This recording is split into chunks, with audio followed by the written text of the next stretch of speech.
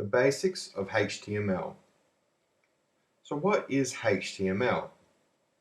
HTML stands for Hypertext Markup Language, and it is the basis for all things web. HTML is an essential language for any web developer or programmer. What does a HTML file contain? A HTML file contains a document type declaration, a head, a body, and elements. Elements are comprised of opening and closing tags. What are tags and elements?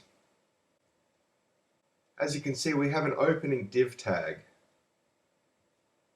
and here's a closing div tag. The opening and closing div tags create an element. In particular, this is a logical division. What is HTML5? HTML5 is the latest version of HTML. It is still a work in progress. However, most modern web browsers do support HTML5. This includes Opera, Firefox, Chrome, and Safari.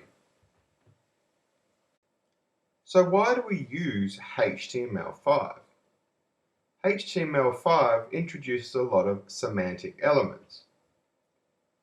The word semantics comes from ancient Greek, referring to a study of meaning. So when we say semantic elements, we refer to elements with meaning. HTML5 is also a cleaner way to write HTML, and it is a part of modern web development. Some examples of some semantic elements include the header element, the nav element, and the footer element. As you can tell just by the name of these elements, you have a rough idea on what that element should actually contain. Some examples of some non-semantic elements include the div element, as you saw earlier, the logical division, and the span element. I hope you've learnt a little bit about the fundamentals of HTML and HTML5.